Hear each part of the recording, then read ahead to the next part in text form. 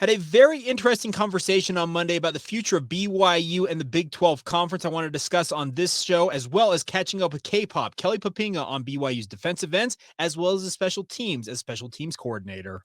You are Locked On Cougars, your daily podcast on the BYU Cougars, part of the Locked On Podcast Network, your team every day.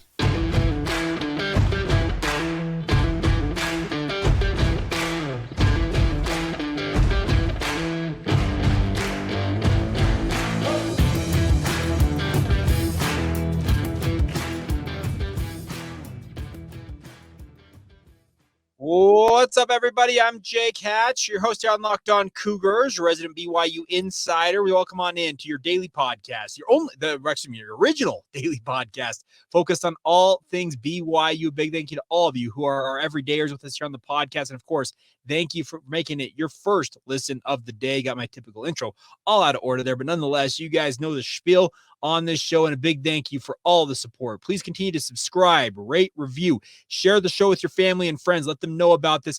Thank you to all of you for all of the endless support you guys have given this podcast. All right, let's dive right in on today's show. Had a very intriguing conversation with a dear, it's a friend. We'll just refer to them as that yesterday. That led me to an interesting thought about today's podcast. And it was a thought about what is going to be the future for the Big 12 Conference as a whole, and obviously BYU being a member of that conference. And it was in the context of, with Utah entering the conference, obviously with Arizona State, and Colorado also entering the conference, it's going to be a conference that's got a lot of pretty solid names, but no true brand names in the conference. And the question that came out of it was, what is this conference going to be known for? And that's an intriguing question in and of itself, because you look at the SEC, they have got the biggest, baddest brands in the southeastern part of the United States, just a very unique identity amongst the Southeastern Conference. The Big Ten now stretches across the upper Midwest as well as the East Coast, while also now jumping across to the West Coast. That's the interesting part about the Big Ten. It's got a lot of brand names in and of itself, and it's kind of staking its claim to owning some of the biggest brands in all of college football. Well, that's the question about what the Big 12 is going to be. And that brought me to the thought, as we were discussing this, is that I think that the Big 12, the one thing it's going to have going for it is it's just going to be fun. F-U-N, fun to watch, because this is a conference that traditionally, you look at the teams in the conference, they have typically gone up and down and everywhere in between during their time in the conference. I'm thinking of programs like a TCU. I'm thinking of Oklahoma State. I'm thinking of every other program in there, as well as the programs going into the conference. BYU's had its moments, obviously, where it's been very, very good. Other moments when it's been down. Traditionally, BYU over the past 50 years has been a typically solid program that has kind of found itself its floor seems to be around the 5 or 6 win mark. And then that's ceiling, obviously, was a national title in 1984, but double-digit win seasons are not out of the question. That's the thing about this. I think you look at every program that's either in the conference, coming into the conference this year, or entering the conference next year. All of them seem to have a unique ability to go up and down seemingly just as quick as one or the other. So that is the part about, I think, this conference is going to be fun, is the fact that you're going to not necessarily know every single year who might be the upstart that breaks out and really shows what they're capable of. I think last year with TCU might be the prime example of this. Think about this. They fire their head coach. Okay, fire him, loosely termed, letting Gary Patterson move on, ultimately ushering him out the door. Then bringing Sonny Dykes in, who essentially used the backbone of the players that Gary Patterson recruited to TCU in Fort Worth, and then makes a run just absolutely incredibly to the national title game. What an incredible run it was. Will TCU follow that up this year with another run like they had? I don't think so. But that's the thing about this, is it was a really fun ride while it lasted. And I'm not convinced that every single year we can't have something similar. Maybe it won't necessarily be like TCU making a run to the national title game per se, but you could have a program that gets good, goes out and absolutely balls out for a season, then maybe sinks back to the pack a little bit. That's the fun part, I think, about what this conference is going to entail in the Big 12, is the opportunity for these brands, and speaking of the individual schools in this conference, to think that any one of them on any given year, if they kind of play things right, play their cards right, build the right type of roster, and go out and have some luck thrown their way, because that's a lot of what TCU kind of relied on last year. Think of multiple instances where they got those game-winning walk-off kicks and absolutely furious rallies to get wins. But that could be something I think could happen for literally every team in this conference. And that, for the sheer entertainment factor, I think is what the Big 12 will kind of stake its claim to. Now, I know that Brett Yormark, as well as the other people in the Big 12 office, would love to have a clear, identifiable identity for this conference, and he's very much all in on branding and making sure that the Big 12 has its branding in place, and obviously it's set up to succeed, and he wants it to be an iconic brand out there. But you know what? You could do a lot worse than being maybe the funnest conference to watch. I admit, I'm a college football junkie. I watch Fun Belt and Action games midweek. I'm talking about the MAC as well as the Sun Belt Conference, which they play games Tuesday and Wednesday night, and they get some pretty wild games. I'm also a child of the 90s who watched what we used to call the wacky whack play out. There were 52-52 ties between Ty Detmer and San Diego State. We saw games that were shootouts routinely, could be in the 40s or 50-point range between two teams on any given Saturday in that era of the WAC. That's the type of football that it draws eyeballs. Yes, it's not the cleanest game. The defenses obviously are struggling in that, but people love points. They love high-flying offense. I think that's exactly what the Big 12 can offer, and BYU absolutely can fit right into that. We all know that BYU's defense was not very good a year ago. It needs to improve this year. Is it going to be improved enough that BYU can go out and lock down opposing offenses?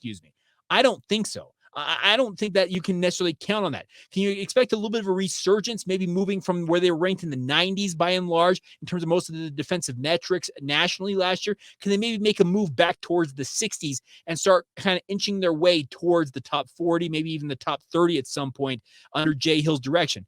Yes, I think that they can do that, but it's going to be a years-long effort ultimately to have it play out that way. I truly believe that. In the meantime, though, BYU's offense has been lights out. They've had great quarterback play. They've had above average rushing attacks in most of the years that Kalani Sitake has been the head coach. There's a lot of people that tell me that BYU's offensive line this year could be the best they've had in Kalani Sitake's 8 seasons as BYU's head coach. And that would obviously engender some confidence that BYU's offense can go out and maybe play some shootouts and win games of that variety. We all know that eyeballs get drawn to games that are just back and forth, up and down the field, touchdown, trading scores back and forth. People tune into that.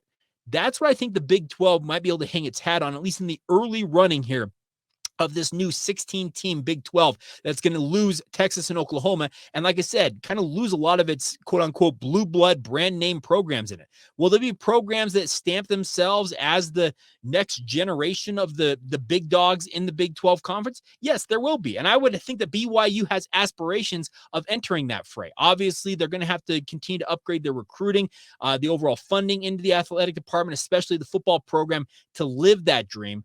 But that's, I think, something that absolutely, I guess that's the unpredictable nature of what the Big 12 could be on an annual basis that I think could be its calling card. And I would embrace that. If I'm Brett Yormark, and trust me, he has no reason to listen to a lowly podcaster and sports radio producer like myself, but I would tell him, embrace some of the wackiness that this conference brings. It's known for high-flying offense. Embrace that. Obviously, you'd like to see defense, and people use the term defense wins championships, but anymore in college football and even in the pros, elite offense is what truly does win championships. Look at Kansas City and Patrick Mahomes. Look at the Alabamas of yesteryear. Look at Georgia the last 2 years. Elite offense is what is really dominating the day. So the Big 12, yes, embrace your offensive roots. Embrace the shootout nature of some of the games in your conference, and let's have some fun with it.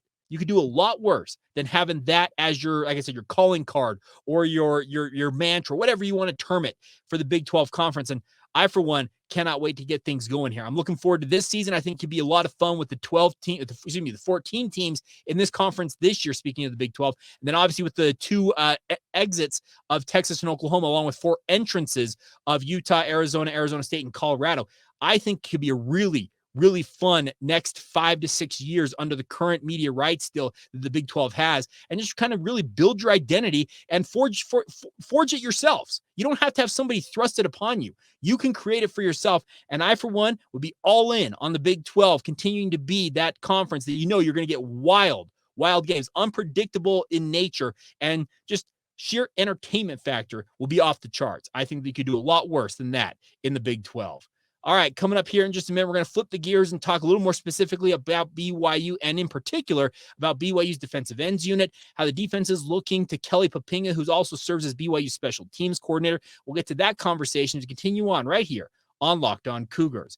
Now, a new friend on the podcast today is our friends over at Nutrafol. And the best part about this is Nutrafol is you don't have to choose between better hair growth and your health. Nutrafol is here to provide your whole body health approach for men that wants to promote their healthier hair. Obviously, many of us out there, yours truly included, have thinning hair. No drugs, no compromises. The whole goal with Nutrafol is just better hair. Men think losing their hair is inevitable. Trust me, I look at my family lineage, and it seems to be inevitable. Take control of your hair's future with Nutrafol's science-backed hair growth supplement for men. They just recently sent me a package of this. I'm looking forward to getting started with it and see if it will work out for me. Do you know that 80% of men will experience hair thinning in their lifetime? It's normal, but it doesn't have to be your fate. You can get ahead of it, get ahead of that thing by using our friends and their products at Nutrafol. Are you tired of weakening or thinning hair? Do you want to reach your full hair potential? Leading hair growth supplement Nutrafol helps provide your hair growth with visible thickness and visible scalp coverage.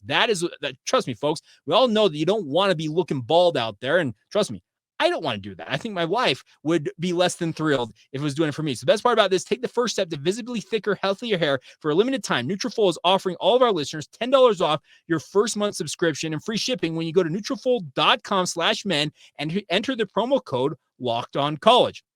Find out why over 4,000 healthcare professionals recommend Nutrafol for healthy hair. That's Nutrafol.com/men. That's spelled Nutrafol.com/men, and enter the promo code LOCKEDONCollege to get started today. That's Nutrafol.com/men, promo code LOCKEDONCollege. Thank you once again for making Locked On Cougars your first listen of the day. Got that promo code stuck in my mind. But all the same, thank you for your support of the podcast. Hope you guys are having a fantastic Tuesday whenever you hear this. I'll be back out at BYU football practice this morning on Tuesday morning. Media observation begins at 11:45. Media availability in terms of interviews and the like will be around noon. And obviously, we'll have more conversations for you guys on upcoming editions of the podcast from that, as well as a full recap of whatever I observed during media availability coming from today's podcast on our Wednesday edition of the podcast. So stay tuned for that. All right, time now to let you guys hear a great conversation I had actually last Wednesday with Kelly Poppinga. He serves as BYU's defensive ends and edges coach, along with serving as the special teams coordinator for the BYU football program. Covered a lot of ground in this about his time leaving BYU, coming back to coach the Cougars, his defensive end unit, and obviously a little talk about special teams. You'll hear him talk about the kicking situation in particular at the tail end of this conversation. So without further ado, here you go, Kelly Poppinga talking with myself right here on Locked On Cougars. How does it feel to be back at BYU participating in fall camp? Yeah, man, feels like home. Feels like being back where, it all started, and a place that I'm deeply passionate about. Being a fan growing up, and then being able to have a chance to play here, and in the previous coaching stint I had here. So it just feels like being back at home, just with different people around. So trying to learn kind of the new ways of doing it. The way that Kalani does it, and Jay does it, and A-Rod, but it's been awesome to learn from them and just kind of get a different perspective of how things are done here at BYU. And a lot of similarities from the old staff, but some differences as well. And it's just fun to see how everybody kind of has their different style to do stuff. You were very connected, obviously, with Bronco during your time here, and then obviously moving to Virginia with him. But you've had experience now at Boise State and coming back here with Jay Hill. What do you feel like you've learned the most in your journeys as a coach so far? Man, so I've learned a lot of schematics. Okay. Learned a lot of different cultures, right? Mm-hmm. Learning a different, even though it was still Bronco, a different way to use our, Broncos culture over in Virginia, of how that would work with that team. And, there's some things he used here that he used over there, but then he had to come up with kind of a whole different way to how to speak and help that team grow and develop. And so just different ways to coach different players and different people from around the country. And then, going to Boise, just learning that culture that they've been very successful with over the years. And so it's just been for me a great learning experience over the 7 years, and hopefully, I can take, some of those great things I learned over those 7 years and bring back what fits here, because not everything's going to fit here, but a lot of it will. And I'm just excited to kind of implement some of those things that I've learned. What's it been like working with Jay Hill so far? It's been great, man. A guy that was kind of like my rival there for a long time.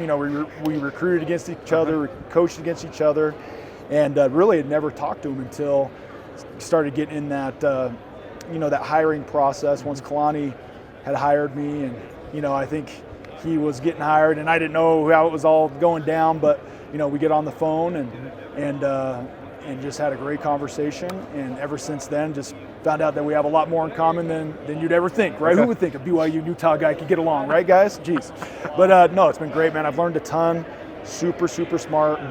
Very impressed on how he manages the players. He sets really high expectations, but the way that he loves and cares for those guys too as well, he's great at that. And so just to be able to have that balance, to push guys hard and be able to love them up and care for them too at the same time, it's been impressive to watch. When I saw your position group, you obviously have different guys with different body types. You got Tyler Batty, who looks like a prototypical 4-3 defensive end. Then opposite end, you got guys like Isaiah Banya, who's more of a stand-up two-foot rusher. What's it been like trying to adapt to their different skill sets? Yeah, there's actually, with Tyler's athleticism, he's probably a little more closer to the identity of Isaiah than most people think. He's moving really good right now. He looks super athletic while he's still 265. So really excited about him and the training and the effort that he's put in this summer. But in general, just I think the group as a collective, as ends, I think, we're violent. I think we're explosive. I think we're versatile. And so just anxious to see them continue to develop through the scheme, learning the scheme, and then just continue to be a little more physical in the run game. I think that's where we got to continue to improve. But as far as just the schematics and how those guys fit into the scheme, they're very similar to the type of guys that we would have recruited to bring in if we were here in previous years. I'm going to guess somebody's told you how poorly the Cougars did in team sacks a year ago. Have you heard that number? Yeah, I've heard it. 129th? Yeah. Have you been tasked with improving that? Is that something you're aware of? What's the... Yeah, what I tell everybody that asks me this question is that scheme worked for a long time here. And, sometimes schemes run its course, or sometimes people figure out how to, go against your scheme. And so that scheme was a scheme that worked here and helped them win a lot of games. And so really, in my opinion, sacks is one statistic. But there's other statistics as well that affect the quarterback. So we want to affect the quarterback, but there's different ways that you can do it. Obviously, sack the quarterback, but there's also things that you can do in coverage to help the quarterback hold the ball that still affects him, moves him off of his, his pocket that he wants to throw in. Batted balls. I mean, there's 6 different categories that we use that how we want to affect the quarterback, and really sacking the quarterback is only one of them. So I think sack at times can be a little overrated statistic. But I know it's a statistic that fans get excited about. But one thing I do promise is, Coach Hill and this defense that he's going to call, we're going to try to put some pressure on the quarterback. And so there's going to be times, though, where the tempos are going to change. There's going to be times where we drop 8, and it's going to look like the last couple of years, and fans might lose their minds. Who knows, man? But that's just a part of how it all works. If you're running the same tempo over and over and over again, then offenses catch on to that, right? So the mixture of the tempos is a key, from dropping 8 to rushing 4, to rushing 5 to rushing 6 to rushing 7. I mean, we do it all. So I'm excited to see how that's all going to blend together with this group of guys, and so far it's looked pretty good in camp. They've changed the clock rules this year. There's no stopping after first down, obviously. Is that going to be an advantage, disadvantage for you in your mind on defense? Yeah, I think it just shortens the game, which in turn, there's less plays. And, there's been times over the last 10 years when these high-tempo offenses have gotten very popular in college football. I remember back in the day when we were here going down to Houston and playing 112 plays. Yeah. And so that ain't going to happen no more. I think it's going to be really, really rare for a team to get to 90 plays, just like the NFL. I think you got to look at it, how many plays, as a team in the NFL getting, and, they're typically getting, somewhere between 50 and 60. Yeah. And I think it's going to be, in college football, probably 60 to 70, somewhere in there, which is going to be pretty typical. And so, I think it's just going to help us stay a little healthier, hopefully, shorten the game. And I think that's what the NCAA is trying to do, is shorten that game down a little bit and, help protect the players from, these high-tempo offenses that are running 90 plays a game. And by the middle of the season, it's like you've played a full season already. So, I think it's a good rule change, and I think it helps the defense more than it does help the offense. Obviously, we're getting towards the midway point of training camp here. What do you want to see most from your guys moving forward here at the end? Just continue to learn the scheme, continue to build their techniques and fundamentals, and then ultimately just continue to be physical and stop the run. Because if we can stop the run on a consistent basis and be physical, then we're going to be able to do a lot of things to affect the quarterback. And so that's just been something we're continuing to emphasize as a defense. Our offense gives us a great look of running and pounding the ball, so it's just something over these next 3 weeks I know we're going to continue to grow at and get better at, and then by the time we get to Sam Houston, it'll be fun to see what the boys can do. Be remiss not to ask you about special teams. What's your confidence in the kicking game? Great. I feel really good. In 3 practices or 4 days that we've kicked, I think Will's missed 2. I think he's 17 for 19, and Matthias is 15 for 19, or maybe he's 13 for 17, he's missed 4, but I feel confident in both of those guys. And I think we'll have good protection. We've had a snapper that's been around for a long time. That's really good. A punter that's been around is one of the best in the country.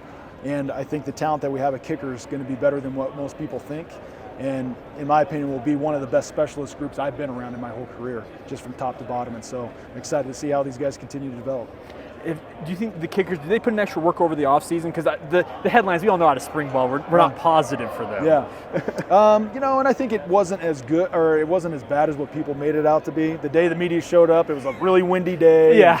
Trust me, I was there. I saw it. Yeah. And so I've been around Will for a long time, and Will missed like 1 kick in the first spring ball I was in back in Boise in 2022. So I think the talent is there. Obviously, doing it in a game is one thing, and then the way that Matthias has come in, and he was a guy that Lee Johnson was training before he even got here, and Lee's put a ton of good work with him. So, I think, I'm looking forward to seeing you guys see them in game 1, and then hopefully they're as good as I think they're going to be. So, but I have confidence in them. Last thing for me, will this linger into the season, do you think, or will you have somebody established? Somebody will be established. I told those guys, competition will continue to go through fall camp, and pretty much going into probably the Saturday. We'll have a Saturday scrimmage before that first game, and after that, we'll probably announce somebody on Monday.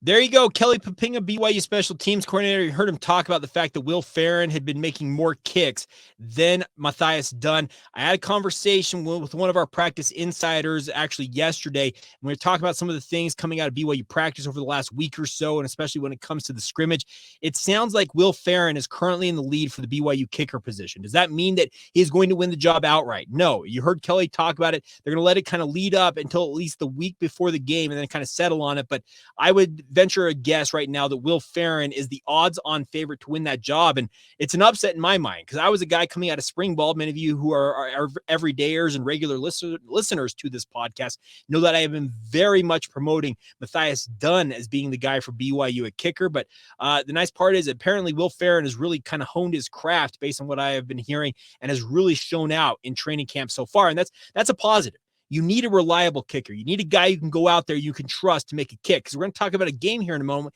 as we round out today's edition of the show, looking back at all the games in BYU football history, who once upon a time was a Lou Groza Award finalist, but in the game we're going to talk about in particular, had an opportunity to win it twice for BYU. I'm speaking of Jake Oldroyd in the Baylor game last year, but didn't come up with the win, but obviously got out of there all the same for BYU getting the victory. But it's what happens. You need a reliable kicker, and if Will Farron can provide the goods, that would be a fantastic development for the BYU football program. But all the same, a big thank you to Kelly Poppinga once again for taking the time to join me here on the podcast and obviously sharing his wisdom and his insights with you, our listeners. All right, coming up here in just a moment, we'll finish out today's show with a look back once again at that game, the win over BYU and Baylor, and also something that I talked about wanting to start on this podcast. We're calling it, I guess, the question or the take of the day. And we'll get to that coming up here in just a moment.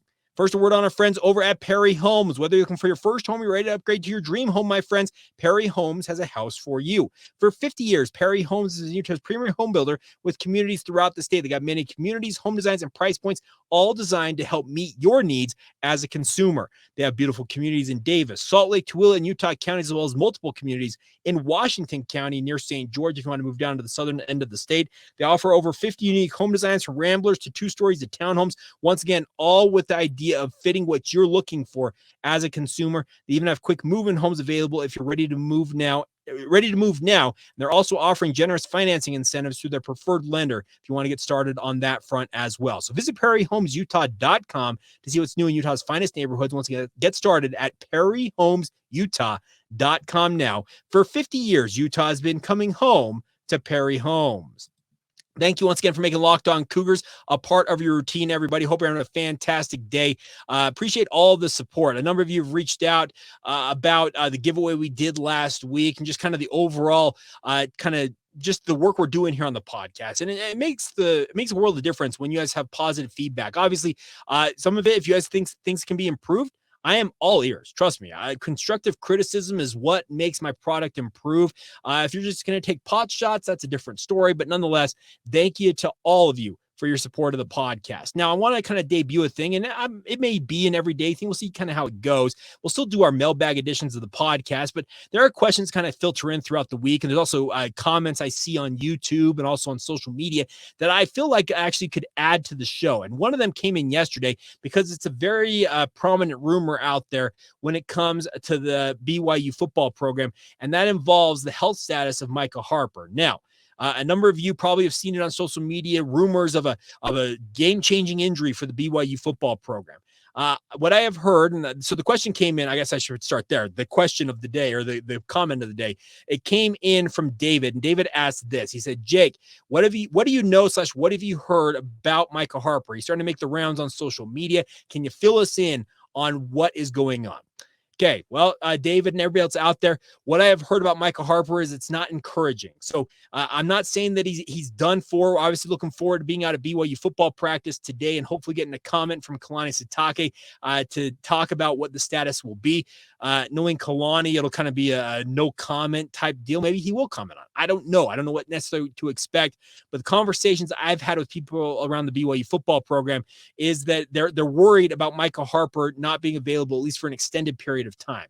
That's all I really know about the situation. So bear with me on that. Anything that comes out, as soon as we have comment from Kalani Sitake, I'm sure it'll be all over social media and all over the internet. So stay tuned for that. But what I have heard about it is it's not encouraging news for Micah Harper. And that's an absolute blow for BYU at safety to lose a guy like that. Him and Malik Moore looked absolutely incredible on the back end of BYU's defense. We're talking two very experienced safeties, very much in control of this defense, understanding a lot of the concepts and what they're expected to do. The traditional Kyle Whittingham-esque defense that they're going to run at BYU under Jay Hill's direction plays a lot of what they call single high safety. And what that means is you have one safety who really kind of sits deep in the middle of the field, while the other safety plays closer to the line of scrimmage where the offense is playing from, to act as an extra run support and obviously offer opportunities for extra blitz looks, that type of stuff.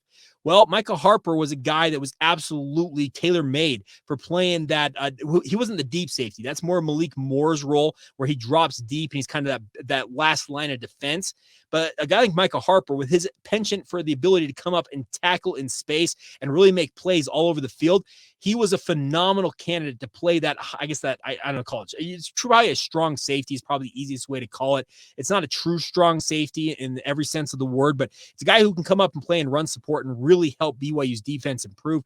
And that's what Micah Harper offered to BYU. Him being out for an extended period of time, whether it's weeks, months, whatever it might be, that's not good for BYU's defense, but they do have bodies at the safety position that I think can step up. Jay Hill said in the post-scrimmage media session that he feels he's got 6 or 7 guys he think are capable of playing. Well, if that's the case, you would expect the guys like Taylon Alfrey, Raider DeMooney, Crew Wakely, Tanner Wall, any one of those guys have got to be looking at this as an opportunity to stake claim to that position being theirs. I think the odds-on favorite to pair with Malik Moore, if this is if what I'm hearing is true about Micah Harper's injury being more on the serious side, if he is out for any extended period of time, I think Taylon Alfrey is the first guy to enter and obviously play that kind of box safety role, I guess is the easiest way I would kind of term it. Now, like I said, other guys could step up and obviously earn that job, but you can't overstate how much losing Micah Harper hurts this program. It's devastating in many ways because this is a kid, as many of you might recall, during the 2020 season was an absolute sensation as a freshman, then suffered an ACL tear that cost him the entire rest of that year and obviously took him quite a while to get back on the field from that injury. Having another extensive rehab like that would be it would suck in so many ways for Micah Harper. So hopefully that answers your question. That's what I've got for you guys at this point. But like I said, everything I'm hearing right now is it's not good news for Micah Harper. And fingers crossed that it's not necessarily a season-ending deal, but right now it sure seems that might be the way things are trending for Harper in terms of his availability for this upcoming season. All right. Spent a lot longer on that than I anticipated, but let's quickly recap another game in BYU's football independence run. All 155 games. We have spent all offseason going through this, and now we have entered the 2022 season. We talked yesterday about an absolutely explosive win for BYU over USF.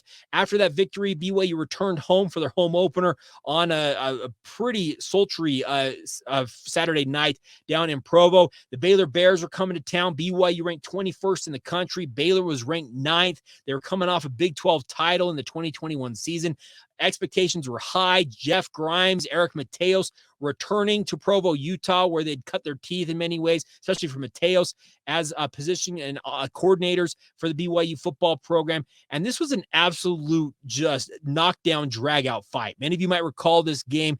Blake Shapen came in, was very pedestrian, 18 of 28, 137 yards and 1 touchdown.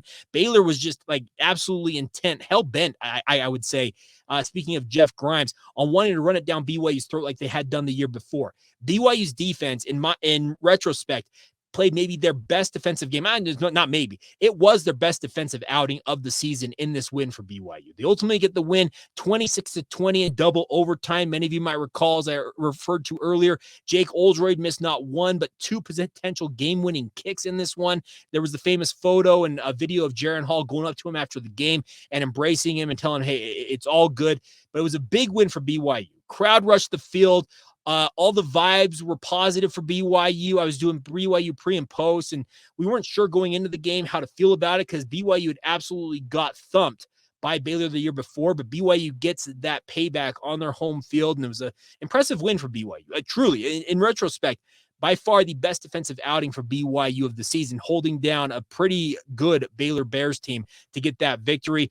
Jaron Hall ended up 23 of 39 for 261 yards and 1 touchdown. Chase Roberts also threw a touchdown pass, as you might recall, to Jaron Hall in this game. BYU struggled for the second straight year against Baylor to run the ball. Chris Brooks was BYU's leading rusher with 31 yards on the night, 83 yards as a team. BYU on 33 carries, just 2.5 yards per carry. But to Baylor's side of things, they tried to rush the ball 52 times in this game, only 152 yards, averaging just 2.9 yards per carry. Very impressive stuff, honestly, from BYU. They get a big win, improve to 2-0, and then in some small way, it feels like BYU may have peaked during the 2022 season after this game, and we'll try and explain more of what I mean by that on tomorrow's edition of the podcast. That's going to do it for this Tuesday edition of the show. A big thank you once again for all of you guys tuning in, sharing it, liking, rating, reviewing, commenting on the show. All the support you guys give us. It's awesome to have you guys being a part of the community, and cannot thank you guys enough for your continued support of the podcast. Obviously, thank you for making it your first listen, and thank you to all of you for being everydayers with us right here on the podcast. And until tomorrow, this has been the Locked On Cougars podcast. See ya.